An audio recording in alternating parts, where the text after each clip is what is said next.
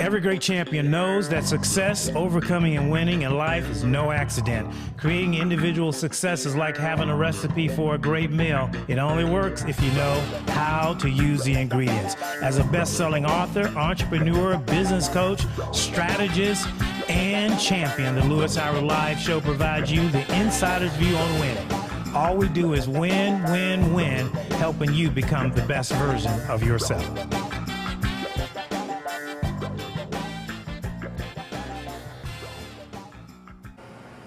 Hey, thanks for joining us. This is Lewis Howard. Thank you for joining for another edition of Lewis Howard Live. And if it's your first time joining us, we thank you for being part of the conversation. We want to remind you that sharing is caring. So you can reach out and find us on Apple Podcasts, Spotify, pretty much anywhere. Lewis Howard Live. We are all over to continue to give you recipes and ingredients for the soul. And you can check out our YouTube page where we library everything, and we just like to keep fresh and new conversation. And I'm excited today because we have a creative artist in the house, guest in the house, and if you were paying attention to the entry, you'll see some of his work. And so we're excited to talk with Desmond Hansen Art and some of the creative things that he's doing in the Seattle area. You couldn't be around here and not see some of his stuff. You probably know his stuff more than you know him, but we're going to bring the two together tonight and talk about how he got started and just some of the inspiration behind the beautiful work that he's doing. Desmond, thank you for stopping in, man. Hey, thanks for having me. I know we've been trying to get together for a while, so I'm glad we could make this happen. And as I was saying, your art's featured in my opening, so the fans get to see that every time we're doing, and they probably don't know the work. And we've actually had a lot of people call up and ask who's the art in the back. Oh, wow, that's yeah, great. So we've had people reach out. So maybe just start off telling them a little bit about yourself and how you got into doing this and kind of what inspires you. So Yeah, so I'm 39 years old. Started doing graffiti at about age 15, I would say. Okay. And quickly ran out of space painting at my house. Right. Moved on to city walls and trains and stuff like that. And just getting entrenched in the hip hop culture. Was making music for a while. Ended up kind of taking a break from that because art started pulling me in its direction. Okay. Yeah. And from there, started doing some kind of donated murals around the city on the electrical boxes. Yeah. And since then, things really picked up, started getting traction and doing bigger and more murals around the city. I always like to ask you because I love the backstory stuff, and I was like, so did you have anyone in particular was kind of an inspiration for it, or did you just kind of start off as an idea about doing this? What was kind of your mental kind of mindset when you started doing this? In terms of the boxes that I was painting, that actually came to me in a dream at night. Really? Yeah, I had a dream that I had painted a bunch of boxes on this one street in West Seattle. Okay. And a friend of mine who I used to do graffiti with, I had told him about my dream, and I was like, yeah, it's a really vivid dream. Yeah. And then I saw a box in Federal Way. Okay.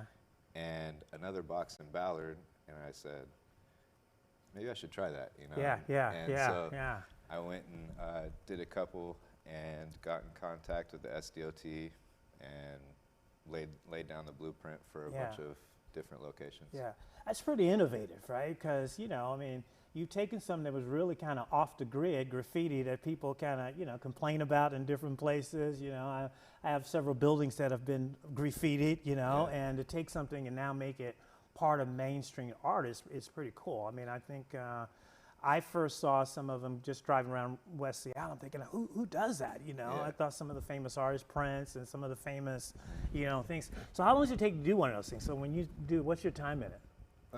It depends on the image, or if I, have a set game plan going in. Usually around about 4 hours. 4 hours, okay. Yeah, I try to do them while my son's at school. Okay. And does everything have to be licensed? You got to go through that whole process when you're using the images or anything like that? Do you have to go through Yeah, so the likenesses of people, since I'm donating my time and it's not being offered corporately, I don't really have to cross those bridges. But I ran all my art work through SDOT. Okay. Because they ask for like a little bit of an approval Yeah, process, yeah, you know? yeah. And so when I expressed to them that, you know, I want to feature a lot of different artists, Right. and musicians Okay. and stuff from Seattle, Yeah. they said, okay. But, you know, at first it was kind of like, they were a little hesitant. Yeah, I was going to say, because that's... in the realm of likenesses, Right, and, right, you know, wondering if, and so I got a lawyer involved who helped me figure out Okay. if I would be liable Okay. for anything. Yeah. So any blowback from that? If you ever have any, you know, negative content, people like, you know, that's not art, that's, you know, BS. Do you get any of that? Not that that's not art, but I have gotten one email from a wildlife photographer for the one box that I did that has like a bird on it. Okay. And it was like a bird watcher right, on right. the East Coast who sent me an email saying, hey, that's my photograph you used for that. Oh, really? And I was like, yeah. sorry, you know, like Yeah. I didn't know. Yeah. Didn't know he would be, Yeah. you know, have an issue with it, but we resolved it and everything. Yeah. Hey, if you just joined us, we are having a conversation with Desmond Hansen, Art in Seattle area, very, very well known for the creativity, graphics, murals, just things that really have added, I think, color and flavor to a city that's known for its diversity and inclusion and all those other, you know, popular words that we sort of use. But I think it's, if you're tuning in and just kind of want to know, I think we're running some of the clips, some of the art, you can kind of see some of the work that he's done. What's the inspiration to young people? Like, when you know, the younger people that are thinking about, you know, kind of a different way of creating themselves and expressing themselves. Do you get a lot of like people reach out from that standpoint of like, how'd you get started, like to do this or anything like that? You know? Yeah, from time to time, I have kind of like a painting demo thing that I do every once in a while. The last one I did in Queen Anne for a high school class that came and watched me paint a box, and I explained the whole process and everything, and they were pretty eager because they don't even have an art class in their high school there. Yeah, yeah. And so part of the teacher bringing them to me to watch this art process was kind of like in that direction for them. And now there's also a couple of younger like students who come and kind of shadow me every once in a while when I'm painting. If I'm out doing a bigger mural or whatever, I'll call them. But yeah, I've had younger artists come up to me and ask me how long it's taken me to accumulate these kind of skills. Right, yeah. You know, and I have to explain to them that most of the progress happened in the past like 5 or 6 years, but I've been painting for 25 years. 25 years at that, so yeah. You know, it's funny you say that because this is part of what we talk a lot about on this show about there's no such thing as overnight success, right? Most famous thing you hear it's 25 years in the making, 20 years in the making, you know. And most people just focus on the end result, right? They see the art and they think, oh, I can go do that. Or oh, okay, that's no big deal, right? So it is, and like you said, so you're thinking about 20 years of this, and then so when did you get like most of the recognition? Most of the recognition started when I stopped being so egotistically driven with my art, because in the early years for me, it was, you know, graffiti. You're used to just putting your name up on things, you know, and people can look at it and appreciate it, but not everybody. And as well as, you know, trying to hit home runs of every commission that comes my way. And, you know, not backing down from the big jobs that I think, you know, might be a big undertaking, but just, you know, focusing and trying to be determined about getting it right. And so like just every day kind of working in the direction I need to be in. Before it was kind of like I'd do it sporadically, you know, or I'd do a friend's album art or something like that, but then have all these other things that in my life that I would be focused on. And so once I kind of said, okay, music's got to take the back burner. I can still do it for fun, and it's still an artistic outlet for me, but it's not a career move. You know, and things behind the scenes can be a career move, like, you know, licensing music and stuff like that. But there's a time and place for that for me. but the art, I knew that if I didn't focus and just like dedicate myself, then it'd be a slow moving tortoise, and I'd rather kick it into high gear. And so the past 5 years have been like hyper focused on that. Is that the big key? You said dedication. You just got to be dedicated to it. You got to stay. Yeah, you got to.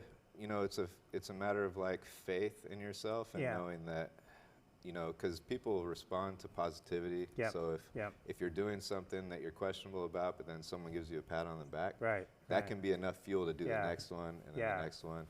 And for me, I had never seen anybody open up to art like when I'm painting those boxes. I get people honking at me, throwing money at me. Oh, and really? Weird things where I'm going, you know. I'm super grateful for it. It's just, it's confusing because I used to get arrested for it. That's what I said, because it's a different type of expression of art, right? It's just not like a Van Gogh or, you know, Da Vinci or something like that. It's a different creative piece of it.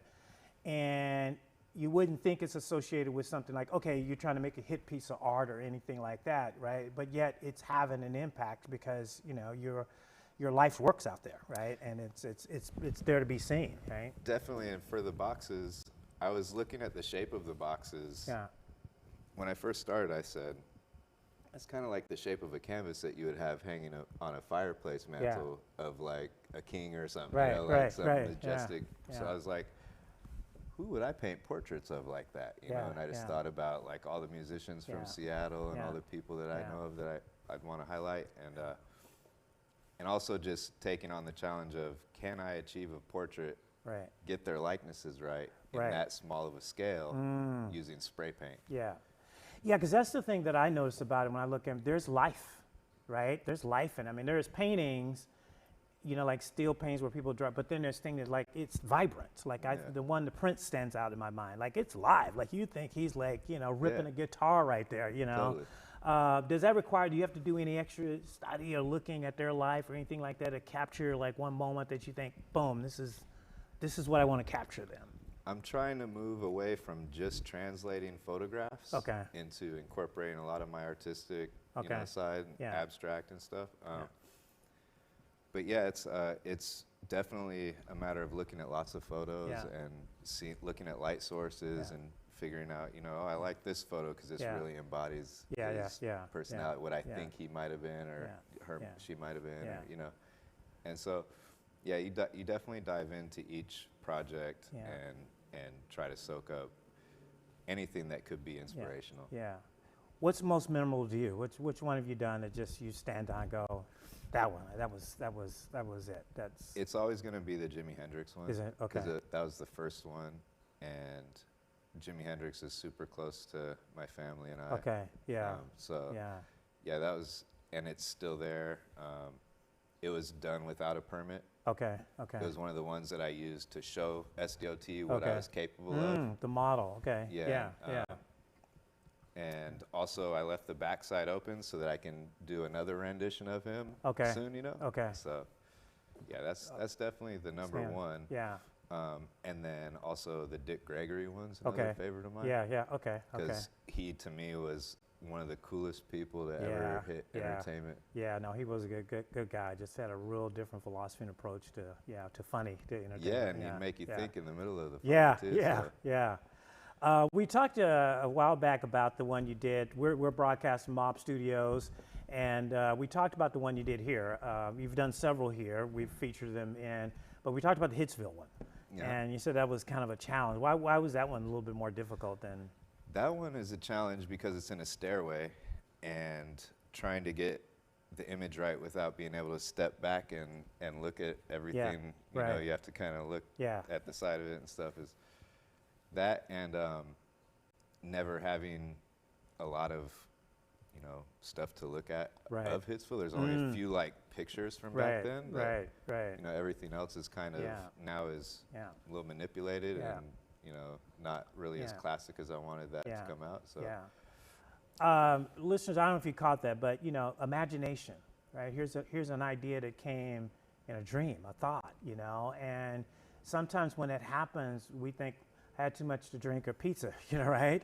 You know, we tend to dismiss, but I think some of the greatest inspirations do come. I've studied a lot of history, and a lot of people have gotten great inspirations. George Kodak, that created the Kodak camera, Yeah. he got that out of a dream. He said, that was how I wanted to capture images of people.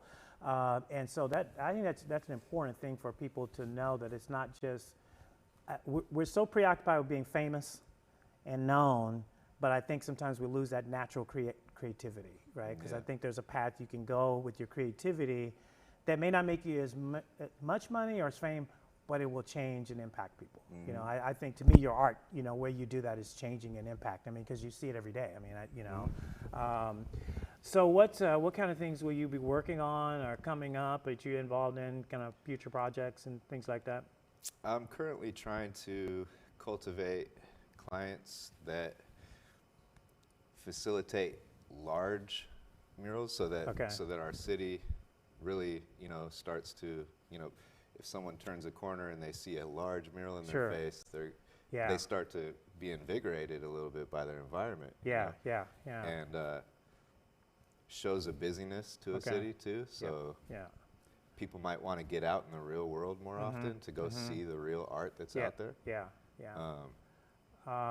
That type of thing is pretty important to me.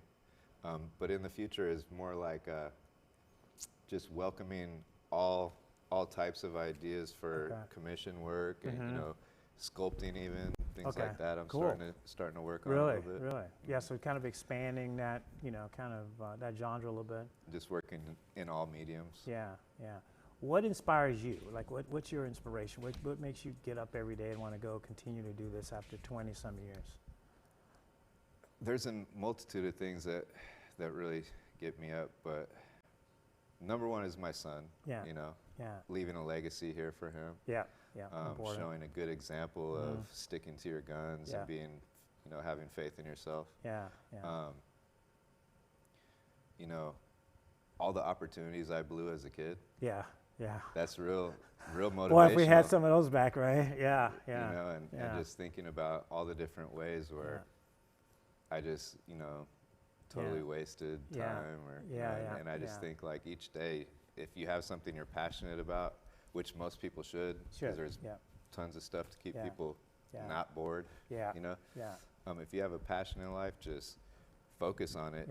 And if it starts to feel like you're too into it, or like, you know, you're obsessing over it, then find a good way to put the brakes on and become hungry for it, you know? Take a break when you think you need to. Passion, action, imagination, and drive gets you paid. There you go. Good. Paid. That's awesome, man. I'm glad that you're doing that, and I think it is an inspiration to people that are, you know, wanting to maybe get out of side stream and get into the mainstream of it. I think would be that. So how does someone reach you? Do you have like a website? Do you send people to? I mean, if they want to find out more about, you know, your work and what you do. And most of the contacts I get is either through my website, DesmondHansenArt.com, or my Instagram. Cool. Yeah, that direct messages a lot. Well, we appreciate you coming in, Lewis Hour Live, stopping in and having a conversation. And I think we'd like to have you back when you're doing some stuff, maybe come on location with you while you're doing a few pieces. Oh, that'd be cool. Before we go, I want to talk about one piece, though.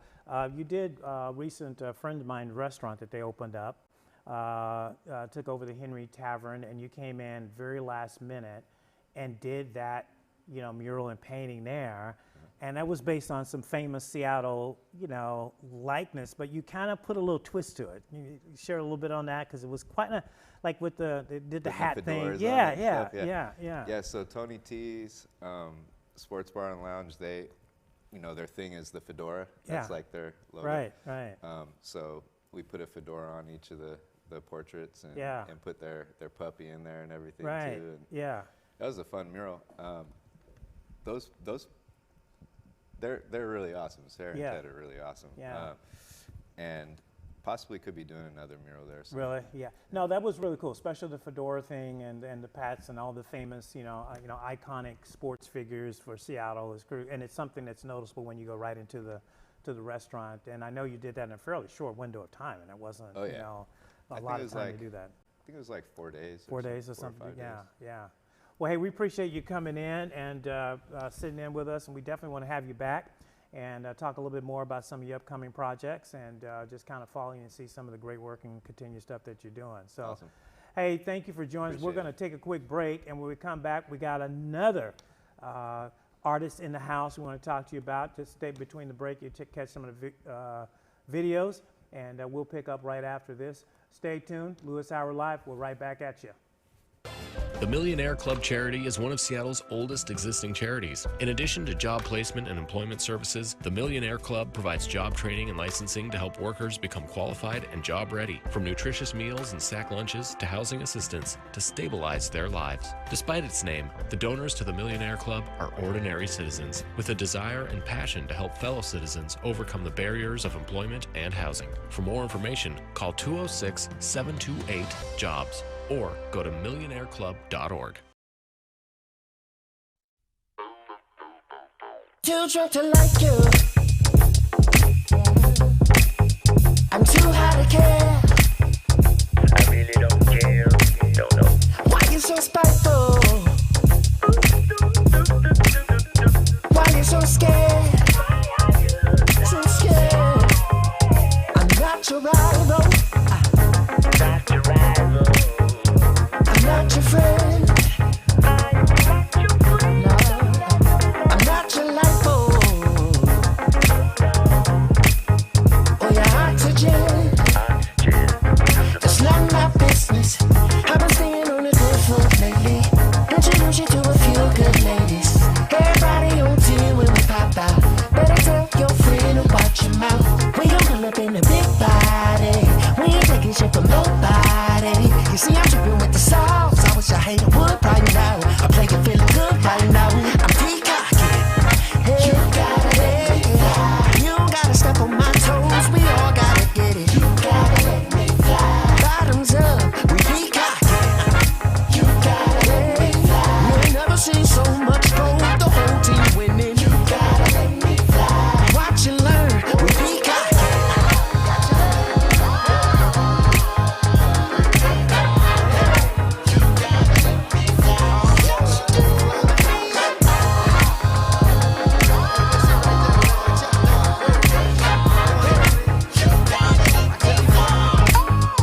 Blood on the dance floor.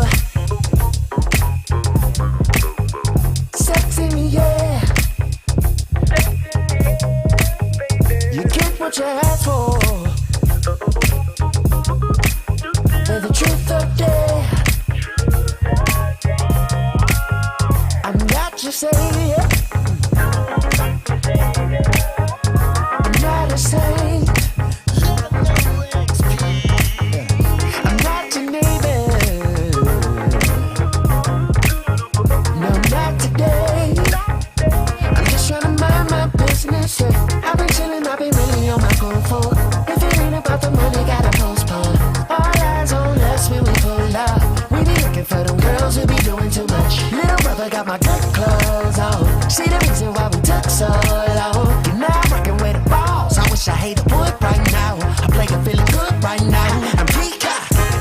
Hey, you gotta let me fly. You don't gotta step on my toes. We all gotta get it. You gotta let me fly. Bottoms up, we peacock. Yeah, you gotta let me fly. You ain't never seen so much gold. The whole team winning. You gotta let me fly. Watch and learn, we peacock.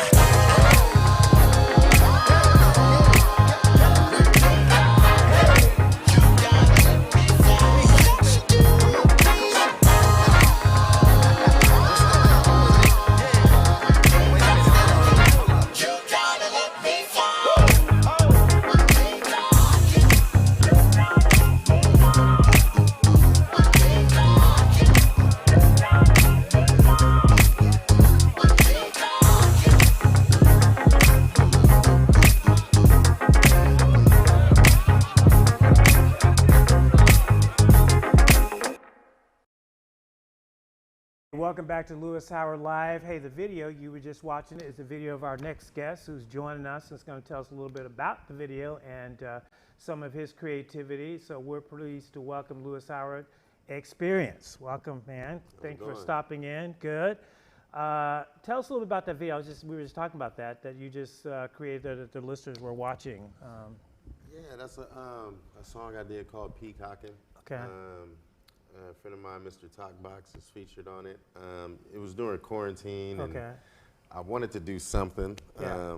Nobody was really getting out. Nothing Right. was really Yeah, open. yeah, So yeah. I thought it'd be cool if we just got people, different fans of mine Okay. and family members and friends from all over Yeah. to send some footage in of them dancing to the song. Okay, cool. Yeah. And also to, I asked them if they had a charity that Yeah. they wanted to shout Okay. out to kind of hold up a sign. Yeah, And oh, so, that- yeah, it's That's kind of cool. That's creative. So, so share with us a little bit about your history, how you kind of got started in music, and some of the things that you've done. Well, I was actually born in Olympia, but Okay. I was raised in Detroit and Gary, Indiana, and Okay. East Chicago. We kind Wow, of moved okay. around a lot. So music kind of came when I was in church. Okay. My mom was one of the lead sopranos in the choir. Oh, really? Yeah, And I used to just sit behind the drummer, and he Okay. would give me a pair of sticks, and I'd just play on the ground. Right. And then one day he didn't show up, and my mom was just like, he can You play. And then I had to be like 6 or 7, but Right. somehow I knew how to play the drums, and I just kind of, Interesting. I kept playing the drums for my church and Wow. started getting little checks. Yeah. But then they, my mom sang, so they kind of figured that I could sing too. Okay, So they yeah. kept trying to get me off the drums Right, and do leads. Okay. But yeah, so that's kind of where it Yeah. all started. And you just kind of stayed with that. So when did your really break come, or big opportunity come, in music? Well, when I moved back here to Washington, I was living in Olympia, and I met a friend of mine who goes by Macklemore now. Okay. And he was working on his first album at the time. Okay. I don't even think he knew it was going to be his first album, but we were just kind of making songs. Yeah. And, I remember at that time he heard me singing a little bit, Okay. and he was like, "Yo, you should sing Right. on my album." And I was like, "What?" And, Yeah. and I did, and it ended up being a really good song, one of people's favorite songs off of his album. Really? Yeah. And so he kind of did his thing with Ryan Lewis. I ended up in a crew called Old Dominion. Okay. It's like the Northwest Wu-Tang, pretty Right. much. Okay. And so, a little on the darker side compared to what he Okay. does. So, Yeah. so yeah, I was kind of doing both of those things and going back and forth, and also working on my solo stuff. Okay. And so yeah, and then one day he really blew up. Yeah. And then And that would be on. Was that the thrift shop? Was that Yeah. really blow up? yeah, Okay. that was Thrift Shop. Okay.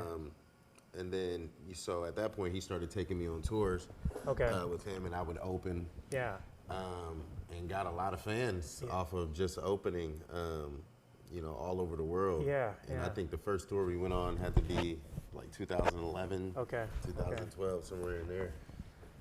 Yeah, that was pretty Yeah. much the beginning of it. What was your biggest learning experience out of that? Going from kind of church, quiet, to all of a sudden, boom. That's a big switch. I mean, I guess church kind of prepared me Okay. for the performance aspect Yeah, because I have never been so nervous as I have been Right. like singing in church. Okay. Yeah. It just made me very nervous. But by the time I got to a big stage Yeah. and was performing my own original music, I was so Yeah. comfortable Okay. at that point. Yeah. That it was Yeah. like I'd rather not be anywhere else. Yeah. Just on stage. So, Yeah. How long does it take you to, produce something that you like you enjoy, like you start working on a piece and, and you finally finish like, okay, I'm good. This works. I mean, it depends. Back in the day, it was a little different. I didn't have as much resources to Right. make music, Yeah. so Yeah. I would literally just get a beat, write something to it, Okay. record it, Yeah. and then do that about 12 times, Right. and then call it an album. Okay. But these last couple of albums I've done, I've had, a little more opportunity. I've met people, Yeah. musicians, so Sure. I've kind of done a little, excuse me, like a co-producing thing, right? So Okay. I would get some production, and then I would have a live band Okay. play over that, and Right. And on top of that, I've started singing more. I used to just rap. You know what I'm saying? I kind of compared to when I was in church, how I wanted to just play the drums, and they wanted me to get up and do sing. something. Yeah. It was kind of like that with rapping. You know, Yeah. I enjoyed playing with cadences and playing with words. Okay. But eventually, I started singing a lot more, and to the point where my last 2 albums are all singing. I think Awesome. I rapped a couple times. Right. But I feel I'm getting out more emotions. With my singing. Do you have a certain audience you're trying to reach, or is it just pretty wide scope? I mean, who do you kind of see as your biggest kind of village followers or people that like your music? I mean, usually people who like soul music, R&B. Yeah. If you like, a fan of early, or maybe not early, but like 90s R&B. Okay. Also, I kind of have the vibe of like, especially this last album I did, I tried to, pay homage to like Isley Brothers. Okay, and, Marvin Gaye, Curtis Mayfield. Yeah. It's kind of like my young years now. Okay.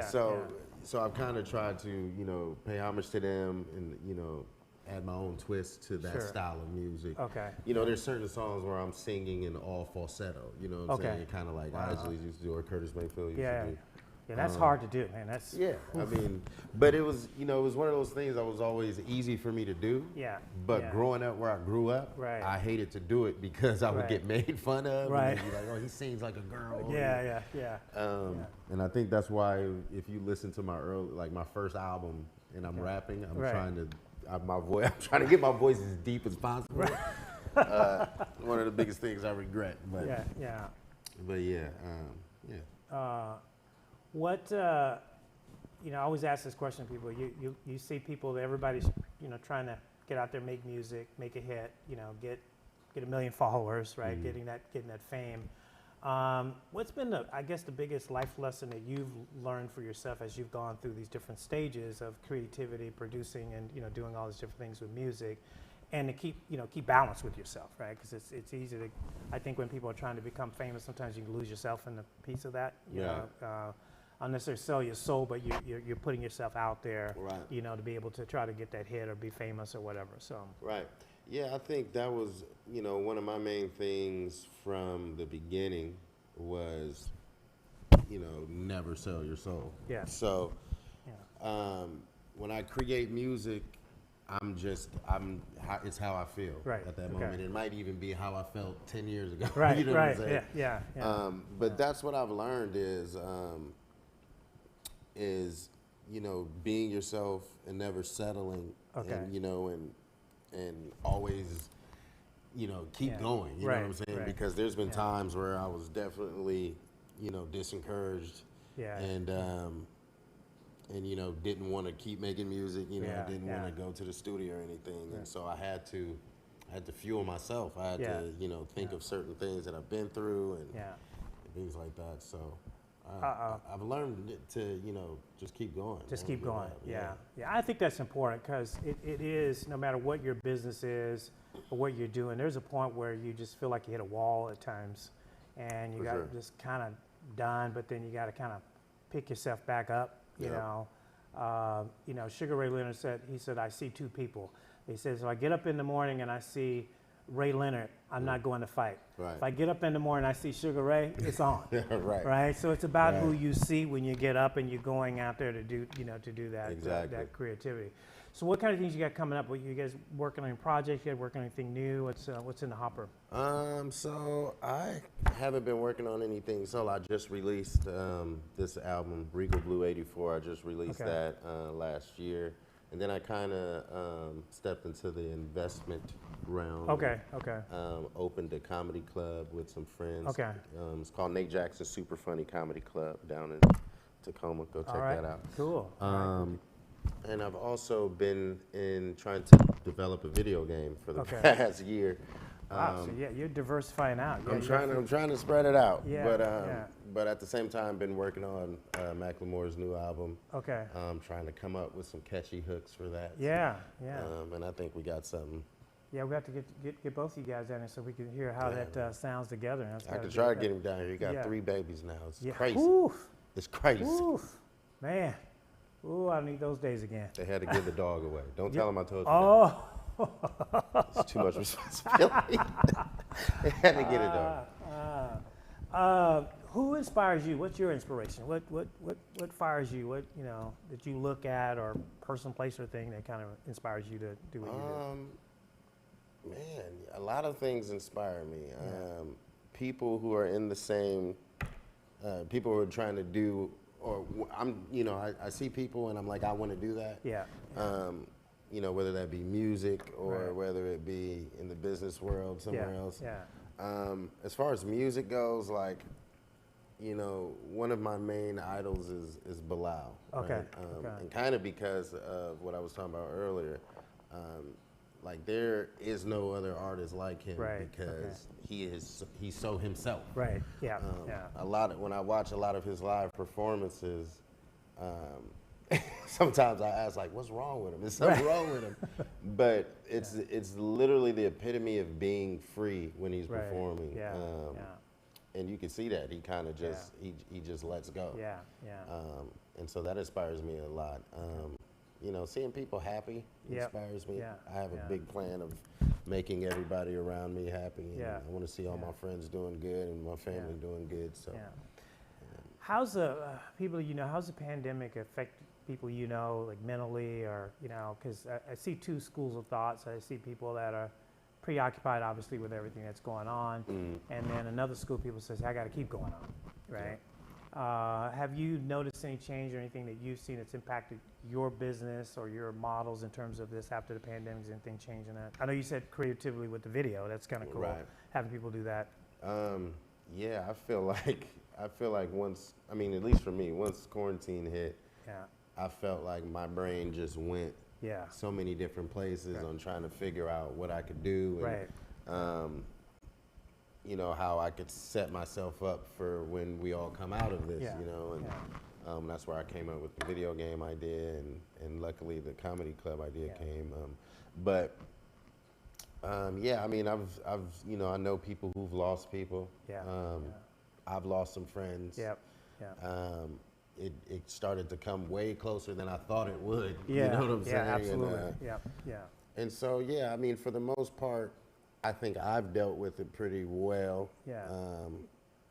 And I found, a big part of the answer was kind of huddling in a fetal position in a dark corner in my home. That got me through a lot of it. But, a lot of my friends, they really stayed strong through it, and that inspired me to, stay strong through it. So, I found myself having to encourage a lot of people, because, I'm kind of an energizer bunny. I just keep going. And so people always wanted to know, hey, how do you keep going? I said, well, I just keep going. And I had some personal losses too, so very close to home. And so it may look like on the outside I was going, but on the inside, man, I was like you. I was like mentally in a fetal position at times. Like, man, how am I going to deal with this, right? I got 5 or 6 companies I have to operate, and people are expecting me to show up and be me. And so, it definitely has made a big difference in that way.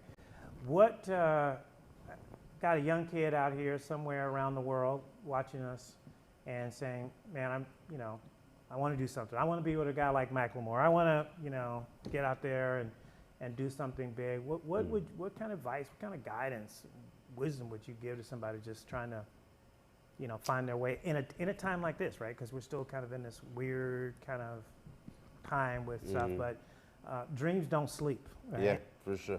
They keep going. So people want to find a way to get that out. So what would be your inspiration? Somebody, just starting out, want to get out there.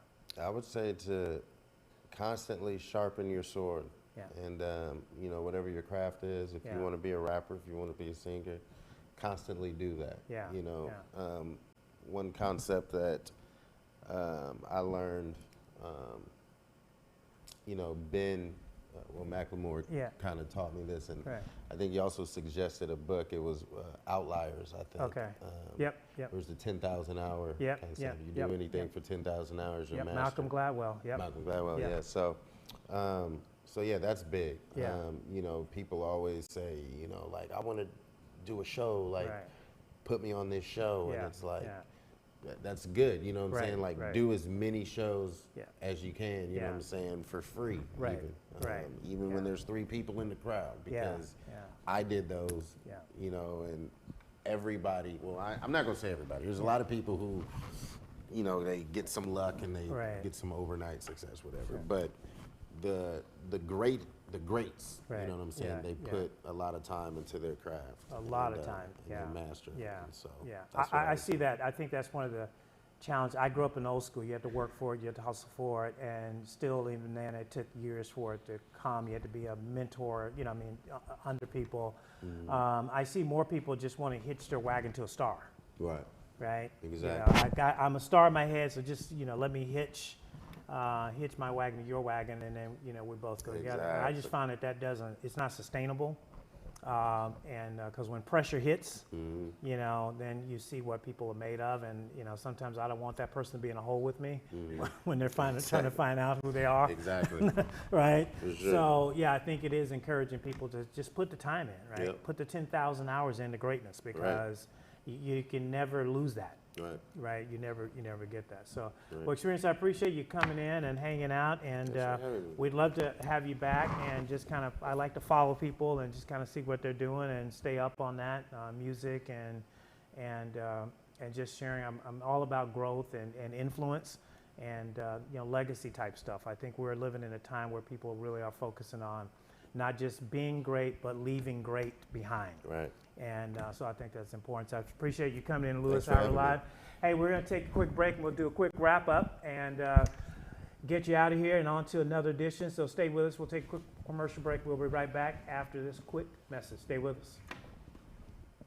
The Millionaire Club charity is one of Seattle's oldest existing charities. In addition to job placement and employment services, the Millionaire Club provides job training and licensing to help workers become qualified and job ready, from nutritious meals and sack lunches to housing assistance to stabilize their lives. Despite its name, the donors to the Millionaire Club are ordinary citizens with a desire and passion to help fellow citizens overcome the barriers of employment and housing. For more information, call 206-728-JOBS. or go to millionaireclub.org.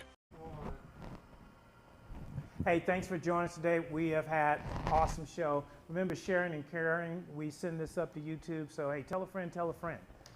We've had some great guests on today. We had Xperience on. We had Desmond Hansen on the show today, and this is what we do. We try to keep it fresh, innovative, and different. You never know who's going to be sitting in that seat next to me. Hey, and don't forget, I got my new book out on Amazon, Living Up in a Down World, Staying Steady in Unsteady Times. It's available on Amazon, along with my other book, Inside the Mind of Champions, and the bestseller, From Here to There. So you can get it on Amazon and become a partner with that. And send it to somebody for Christmas, right? Buy the book and send it out to somebody for Christmas. And don't forget, you can catch us 24/7 on demand, Spotify, Apple Podcasts, Blog Talk Radio, YouTube, wherever you want to find, wherever you hang out with your device, you can find the Lewis Hour Live Show. So we appreciate you being part of the Number Conversation. And our goal always is to help you become the best version of yourself. We'll see you again on another program. Every great champion knows that success, overcoming, and winning in life is no accident. Creating individual success is like having a recipe for a great meal. It only works if you know how to use the ingredients. As a best-selling author, entrepreneur, business coach, strategist, and champion, the Lewis Hour Live Show provides you the insider's view on winning. All we do is win, win, win, helping you become the best version of yourself.